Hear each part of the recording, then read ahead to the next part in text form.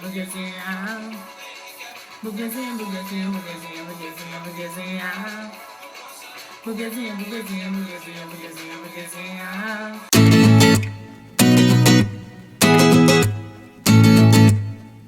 E aí, galera, tudo certo? Aqui quem fala é a professora Larissa de Geografia. Na aula de hoje a gente vai falar sobre a burguesinha, a gente vai falar sobre o proletariado, a gente vai falar sobre o capitalismo. Bora para nossa aula? Então, galera, a aula de hoje é sobre o sistema capitalista. Então, vamos ver um pouquinho, aprender um pouco sobre esse sistema que eu, você e todos nós usamos, a não ser que você esteja aí na Coreia do Norte, ou no Vietnã, ou em Cuba.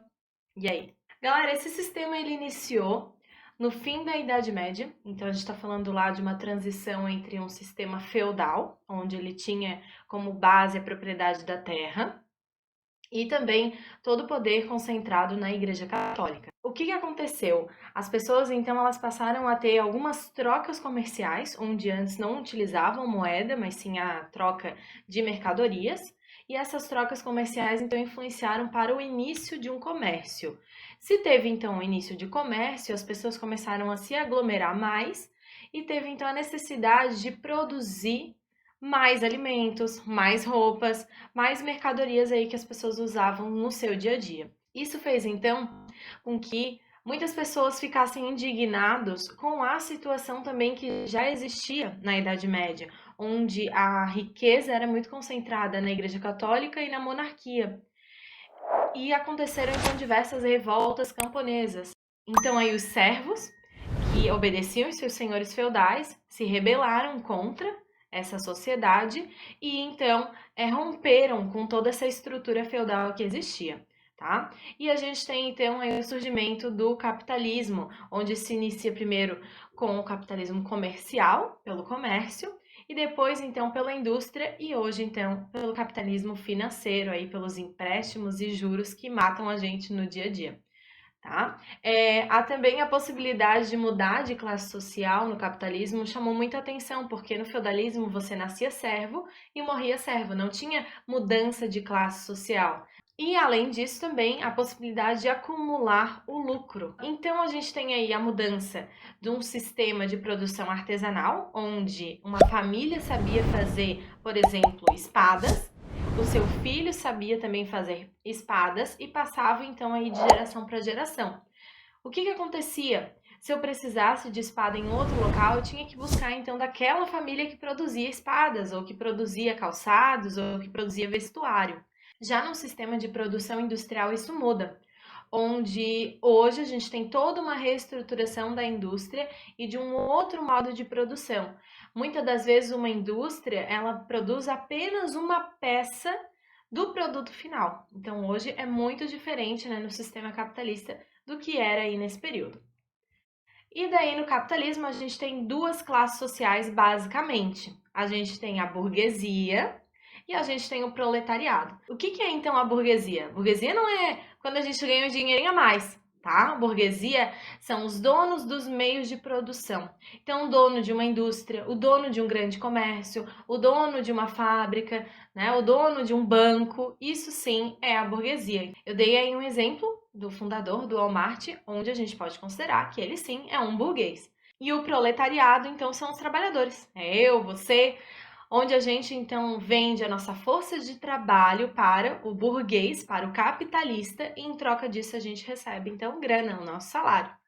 E o que a burguesia então busca? Qual que é o principal objetivo do capitalismo em si, do capitalista?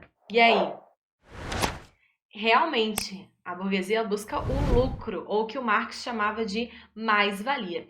Vamos ver então um pouquinho sobre o que é esse lucro. O lucro, então, ele vai ser a diferença entre o produto final e o custo dessa produção do produto. Então, eu dou um exemplo aí para vocês. Eu vou comprar, então, uma camiseta da Lacoste, tá? Essa camiseta eu vi aí no site, isso é real, ela custou R$899. Então, esse é o valor do produto final da camiseta. O lucro da Lacoste, então, vai ser a diferença entre esse produto e o custo que ele teve para ser produzido. Então, o custo pode ser da fábrica, né? Vocês precisam pagar aluguel, energia, impostos. Vai ser também da força de trabalho, então, de todas as etapas da produção dos trabalhadores da Lacoste, ou também de serviços terceirizados. A matéria-prima que foi utilizada, o algodão, enfim, o que eles utilizam aí nos seus produtos, e o transporte. A gente pode até colocar outros setores aí nessa cadeia de produção, mas basicamente seria isso. E daí a gente não sabe quanto que custa, né? Mas provavelmente vai ser muito menos. Então o lucro aí deles deve ser altíssimo, né? Porque é uma marca aí muito bem conhecida aí no mercado.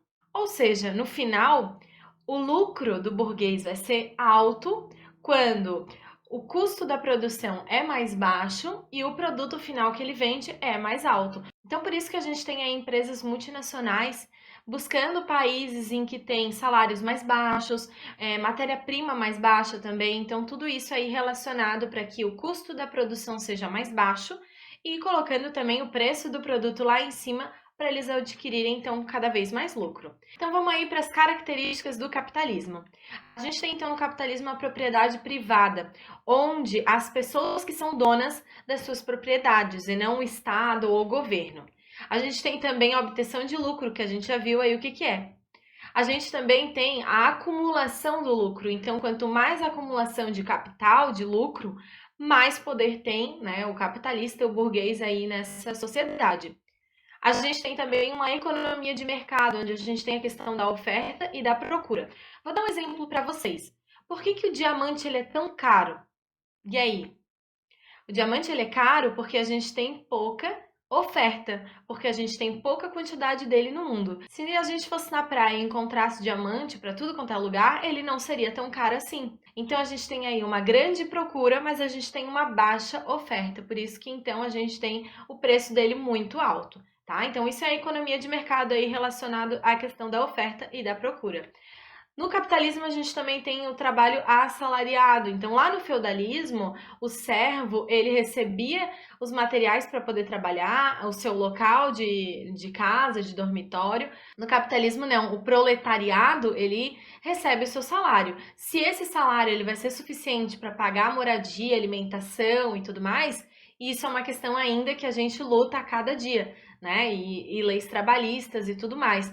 Porém, é assim que funciona no capitalismo. No capitalismo, a gente também tem as classes sociais, como a gente viu, a burguesia e o proletariado. A gente tem também aí, então, a livre concorrência de mercado, onde o Estado ele só serve para auxiliar as empresas, mas elas concorrem entre si livremente e, dependendo do país, né, de acordo com as suas leis do seu governo. Pessoal, então esse foi o vídeo de hoje. Espero que vocês tenham gostado. Compartilhe com os colegas de vocês. Lembrando que aqui embaixo na descrição do vídeo tem todo o material que foi usado nessa aula, para ajudar você, aluno, nos seus estudos e você, professor, para usar nas suas aulas. Um beijão e até a próxima aula!